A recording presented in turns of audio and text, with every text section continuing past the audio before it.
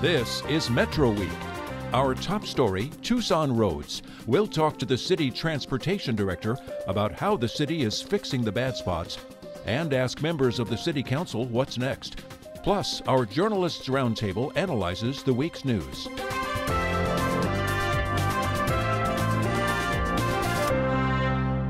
Welcome to Metro Week. I'm Andrea Kelly.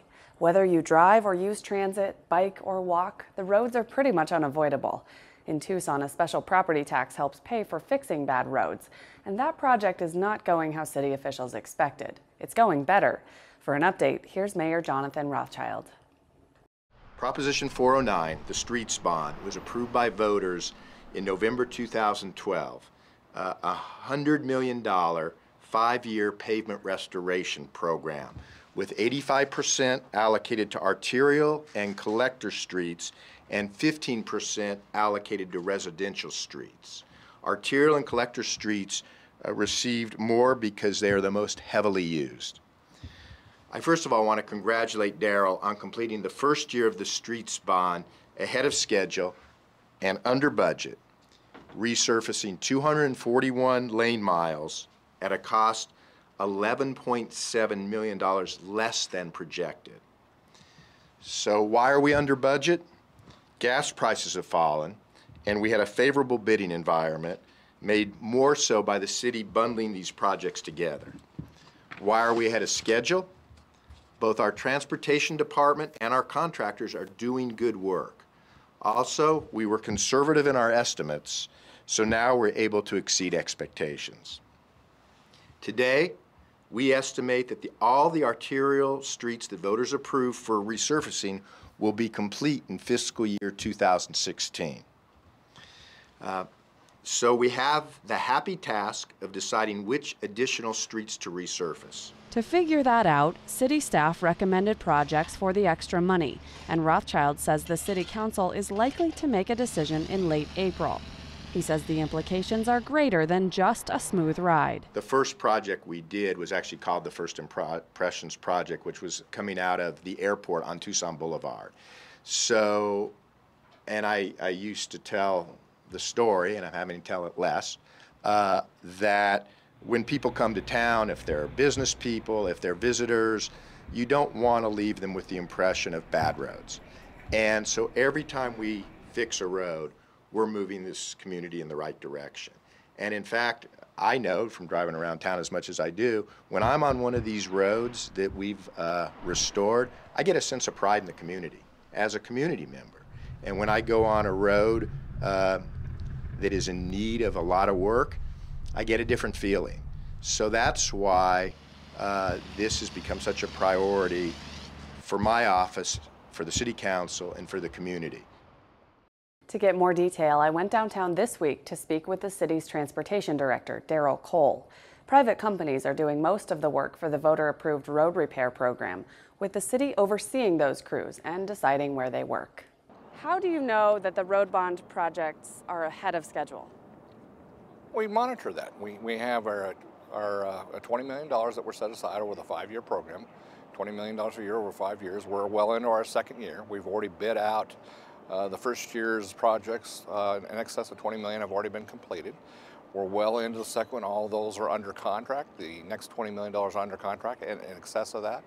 And our contractors are well ahead of schedule. We had a little bit of rain here in the last few weeks, but they are moving really well. We have 3 different contractors in place now, and they're moving really well, and we're very, very pleased. And we're getting ready to go out for start our 3rd year of paving.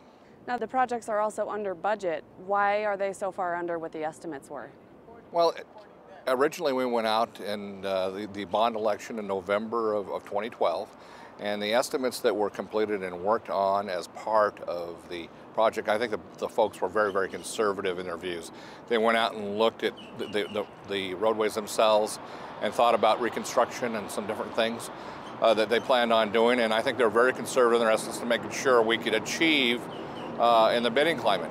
In the meantime, our estimates for that, as well as the price of oil has just gone down, and asphalt, of course, is an oil, and the processing of asphalt to be in place is all done with either diesel fuels and the asphalt itself, so the price of fuel has gone down, as well as the aggregates themselves in processing the fuel has gone down. So it's been a combination of all three, and then we've actually had a very competitive bidding environment. So all those above have done very, very well, and we're very pleased. Now we're talking about the road bond program, which is large repairs, fixing bigger stretches of roads as opposed to just filling potholes all over the city. Now, how do you make that value judgment and decide how to use that money? Why not just fill every pothole you can possibly fill? Well, if we're to the point where we're patching potholes, that knows our pavement's already starting to fail.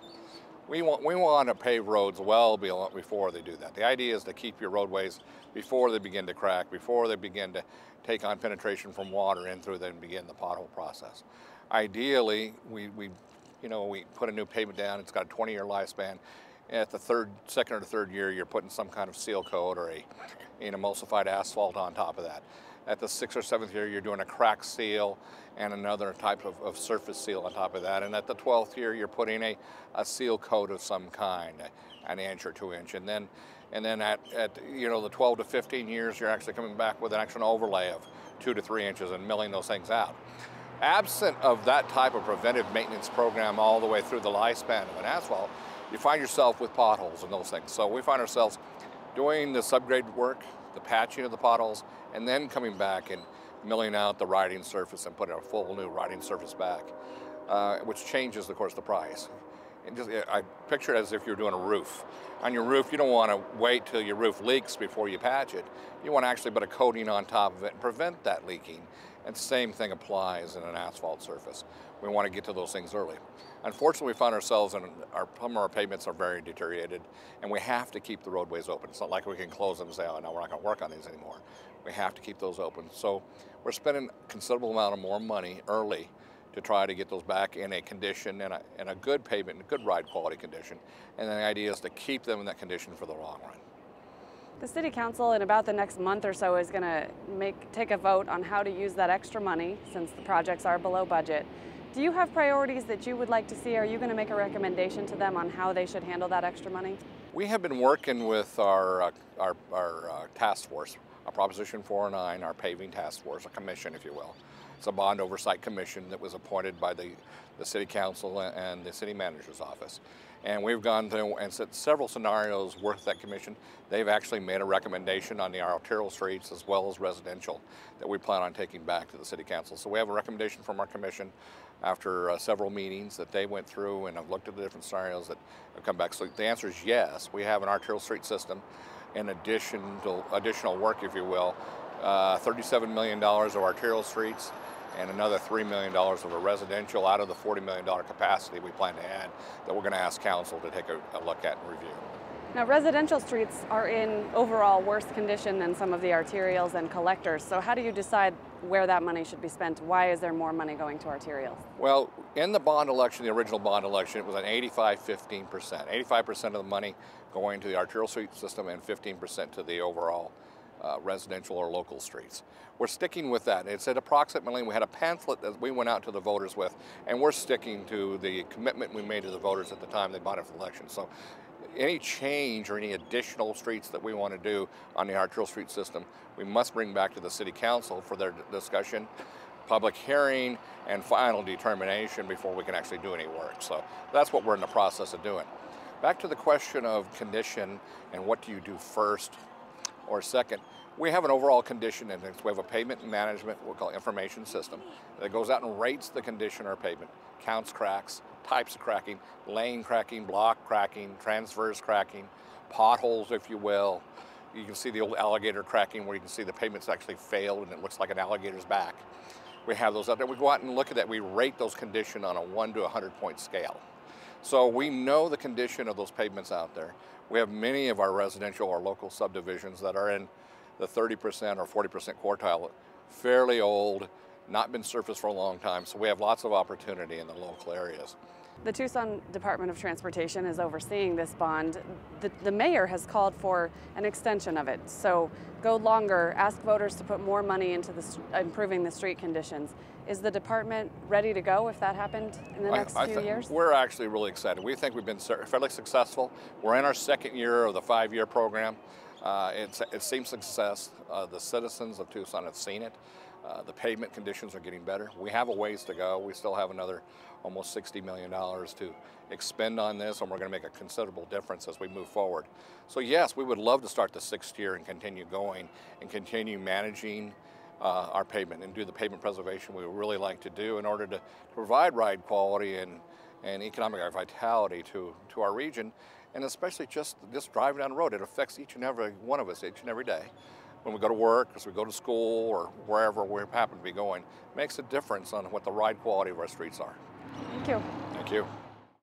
The City Council will decide where the extra money for roads is spent. I asked Councilwoman Karen Uhlich about some of the decisions made about road work so far. Grant Road here is one of the projects that is getting resurfaced in the next month or so because of the Proposition 409 road bonds paid for with property taxes. Yeah. But it's also one of the roads in the Regional Transportation Authority plan, the 20-year RTA plan, for total reconstruction in the next 20 years. Yeah. How was it working on trying to convince the city to do some work to fix it up now, even though it's also slated for reconstruction later? Well, we really pushed on two fronts. One is to have the corridor completed not over a 20-year period, but ideally over a 10 to 12-year period. The alignment has been approved, and there's really no reason to delay the full reconstruction. But having said that, even in the best case scenario, this segment would not be completed for, up to 4 to 7 years. It's too long to wait. The roadway is in total disrepair. It's a major throughway, and we just couldn't afford to let it wait. So really the mayor, Councilmember Kozachik, and I, we all worked together to work with the RTA and the city to say it needs to be done. That was really the main thing, the evidence speaks for itself. But the other is that this will be used as a pilot for a type of repaving that has not been tried here, where we actually grind up the roadway, re-mill it, and relay it in place. So it's an opportunity to test a certain approach and technology that may be of use to the entire package over time. New technology, is that also a cheaper method? We're hoping so, absolutely, and it should require less hauling of materials both off the site and back onto the site, and we think it'll be more efficient, and hopefully the surface will hold as well as other surfaces that we've tried. Now, the original 5-year, $100 million road bond that voters approved in 2012 called for certain streets to get some work, some major streets, which we call arterials and collectors, and some neighborhood streets. Yes. How will you go about figuring out where the extra money should go now that we have the news that those projects are both under budget and ahead of schedule? There's no doubt that we can effectively apply the additional funds, which could be significant, to keep going with the program, to continue to pave arterials like this, and to really catch up as well on some of the neighborhood streets that are not yet in the queue. We have a citizens advisory group. We'll certainly want to hear from them about that. But I think, voters really indicated loud and clear that they wanted to see progress, and we're making that progress. And so I expect the mayor and council to make that decision in the near future. Voters said in passing that bond that they wanted progress, you just said. What do you hear now from them? I think they notice it on the roadways that are completed. The challenge is that there are many more linear miles to address like this than we initially thought we would be able to get to. The fact that we could be as much as 40% under budget and that we could actually accomplish just that much more, I think voters will be very pleased by that. I think they will want us to spend the full bond package on this project, and ideally to even continue beyond this 5-year bond package until we really have caught up and have world-class roadways throughout the city. Touching on that point, beyond 5 years, the mayor has proposed extending this bond to longer and reauthorizing the property tax that pays for it.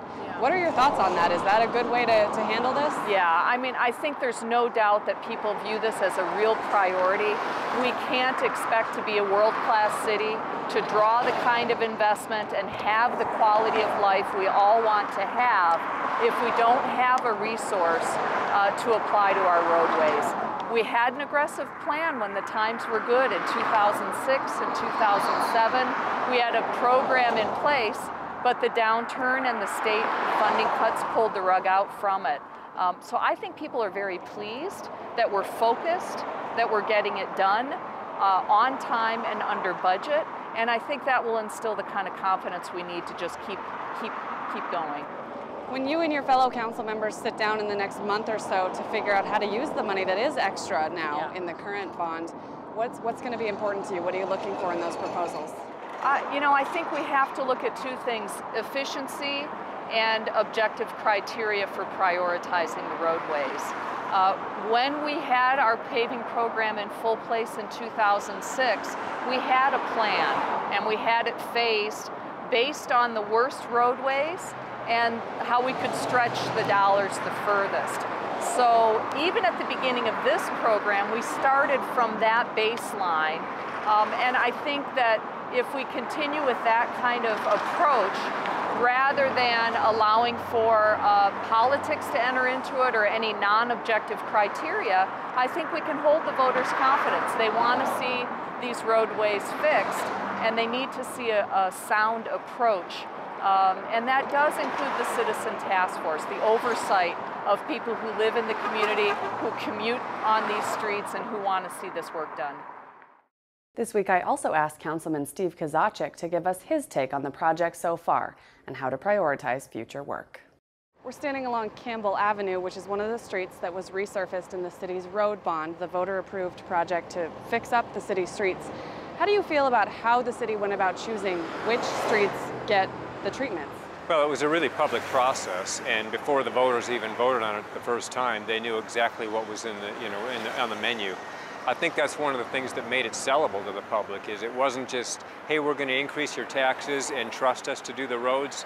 It was a very specific menu of, here's what we're going to fix if you approve this. And I think that's one of the reasons it passed. We've heard that the road bond projects are ahead of schedule and under budget. So there's going to be some extra money left over that you, a city council member, are going to have to vote on how to use that. How do you feel about the current allocation that residential streets are getting less? Is that something you'd look at in reconsidering the leftover money? Yeah, I think that we need to maintain that ratio. That's what we sold to the voters the first time. Let's not do a bait and switch on them at this point. The good news is that we do have some money left over from the first round of these, so we can roll it forward and get more linear miles done the second time through. What are you looking for when you take that vote in April? Well, we have a citizens task force in place right now, and they're working with TDOT staff, and it's important for us to respect their work. I don't want to politicize this. I don't want to say we're going to pull some out of Ward 6, some out of Ward 4, some out of Ward 3. Let the citizen task force do the triage with TDOT and let them identify the neediest ones first. How much do you hear about roads from people who live in your ward? Every single neighborhood meeting, every single business meeting I go to, I hear about the roads. It's the single #1 important thing to this community, both in terms of quality of life, economic development, attracting businesses to come here. So the mayor in his State of the City speech said he would like to see this 5-year property tax to fix the roads extended to a longer period of time, more roads longer. How do you feel about that proposal? Well, I'm not sure that would be my #1 choice. I guess following the philosophy that if you're in a hole, quit digging. The RTA is a half-cent sales tax we're already paying, but it only goes to expand existing capacity. It doesn't go to maintenance. And they have to go back to the voters for an extension anyway. I would like to lay on the ballot in front of the voters, how would you, voters, like to see the RTA extended for another 20 years, but use a portion of those dollars that you're already paying to repair roads? It's not continuing to build capacity. It's saying take, say, 10–20% of the RTA money you're already paying and allocate that to road repair. You know, granted, we need to expand capacity all over the region, but to the extent that we're just building new roads and not identifying a dedicated funding source to fix what we're building, I think that's the flaw in the RTA. We're already paying it. It's a half-cent sales tax. They have to go back to the voters anyway for an extension. Let's ask the voters at the same time they're getting the extension, would you like to take a portion of what you're already paying to fix the roads? Based on the projections that the RTA put out when this was first voted on back in 2006, we could get, for every 10% we allocate to roads, it's another $120 million. I think the voters would go for that before they would go for the extension of 409. Failing that, though, yeah, we have to find a dedicated funding source to fix the roads. So you have to find a dedicated funding source. You would like voters to be able to weigh in on what that is. You're not sure extending the property tax, the city property tax, is the best route. When it comes time to make these decisions, and you're still hearing from voters that roads are an issue, how do you weigh all of that? How do you get to one answer? Well, we have to, first of all, we have to extend it. We have to identify a dedicated funding source.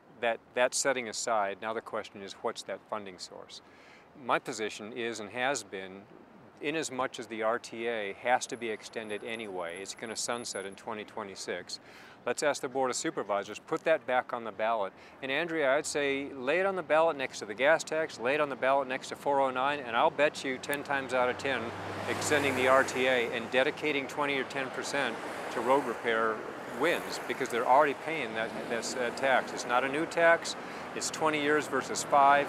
It's something you're already paying on a sales tax basis, so people coming to town are also paying it. It's not just based on property tax. I think it's a winning idea. You mentioned the RTA is a 20-year program and it ends in 2026. Are you talking about getting that back on the ballot before then, like in the next few years, or in 2025? Well, it has to go on the ballot sooner than that, because they have to make sure that when they're going out for bonding, that they have a long enough lifespan in order to make the bonds make sense from a payoff standpoint. So the RTA is already looking at when do we go back to the voters to get the extension. I'm saying let's do it sooner than later, and let's do it this year if we can. Hi, I'm Lorraine Rivera. Join me next for Arizona Week, how one law enforcement agency is tackling domestic violence cases. It's costing us billions of dollars every year.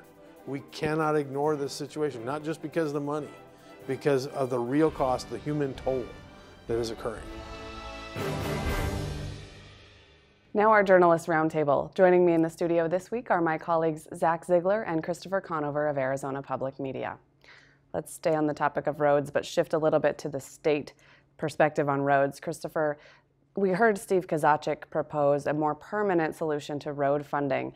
You cover the Arizona legislature. Are there any bills that propose some permanent solutions to this? Not right now. Everything revolves around the budget, and the budget picture is pretty dire. We've talked a lot about it over the last couple of months. There's that $1 billion shortfall that has to be dealt with and is being dealt with in the upcoming budget. And for the next few years, dollars are tight. So we aren't going to see a lot of new money for things initially.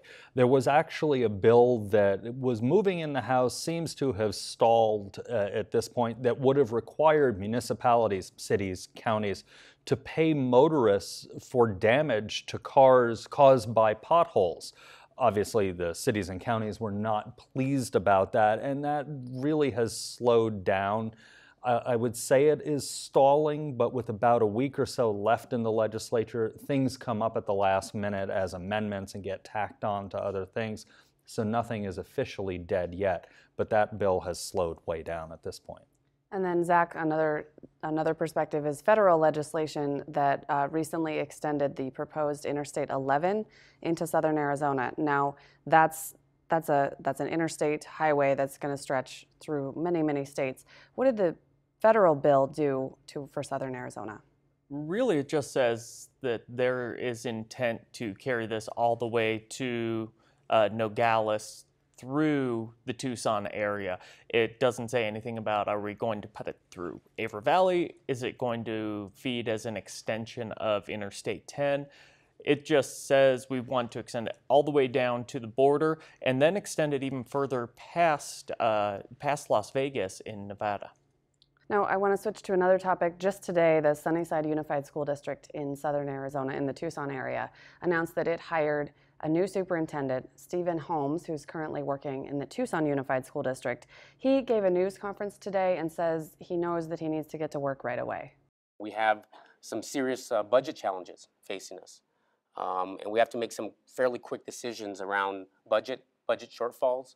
At the same time, we have to look critically at long-term planning so that we continue to look at how we compensate our employees. It's also worth noting that he mentioned the need for the whole Sunnyside School District to regain the trust of the community. He will be the third superintendent in a year because there was the other superintendent was bought out of his contract, Manuel Izquierdo. Then there was an interim, and now Stephen Holmes, and also some divided leadership on the school board. We have a short roundtable today, so we're going to jump through a lot of topics. Zach, I want to switch to solar with you. Tucson Electric Power is proposing changing the way that some of the repayment or rebate works with people who have solar on their homes. Tell us what that means. So right now, what TEP is asking for is to end something that they say was kind of a subsidy to try and get people to adopt rooftop solar. They were allowing customers to basically, if you generated an excess amount of power beyond what you were using, it would allow you to basically roll over that as credits towards the next month's bill. So a nice sunny March might make your electric bill in June cheaper when you're using more to get your air conditioning. Now they just want to basically roll it as you will be treated as they would treat a large-scale commercial solar provider. They will pay you a flat rate regardless of whether you generate excess power at any certain time of year. You won't get it as a credit.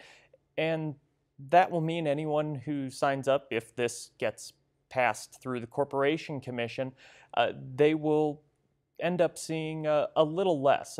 If you saved $100, you would probably now only save $80. And this is solely for new customers. The date that they set is June 1st. Any new rooftop solar setup that is not on the grid by that date. And we're just talking residential, right? We're just talking residential, yeah. And you mentioned that the Corporation Commission, that's the sitting body that will need to approve this proposal that Tucson Electric Power is making, right? Yes, yeah. They will have to approve it. As far as a timeline, there hasn't been any hearing or anything scheduled yet.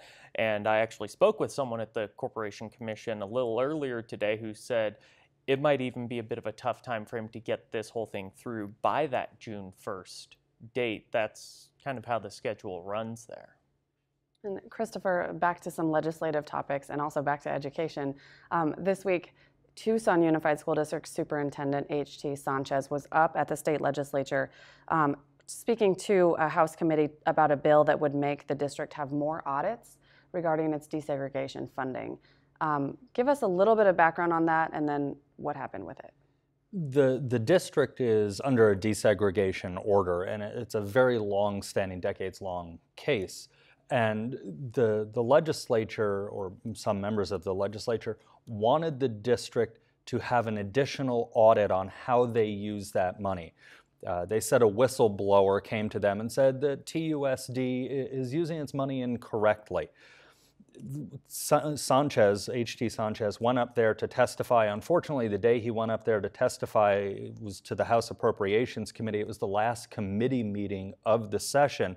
He was hoping to testify around 9 a.m. I think he testified around 11 p.m. That night. That meeting stretched well after midnight.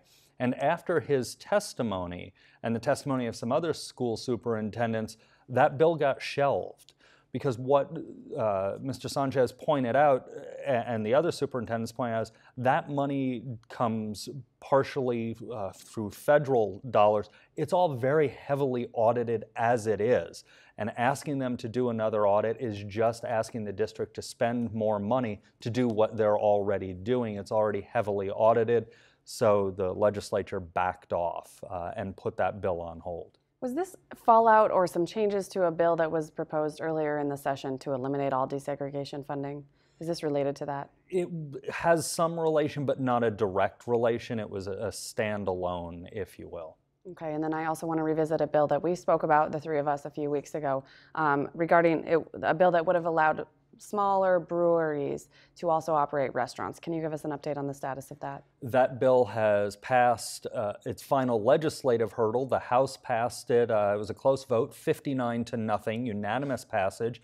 It's off to the governor, so now it's up to the governor whether or not these certain local breweries can produce higher amounts of beer and still have restaurants. It really applies to Four Peaks in Phoenix and Santan. Those are the ones that are going to be most affected right away. Now, there was some concern that this bill was stalled, so it went to the governors. Did the breweries agree with how it sits now? It's gone through 59-0, so that means everybody's pretty happy or everybody's pretty unhappy. It's a compromise. Everybody got a little bit of what they wanted.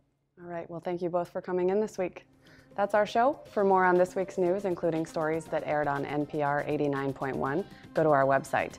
Up next, Arizona Week looks into the Pima County Sheriff's Department's approach to domestic violence cases. The strategy is getting national attention.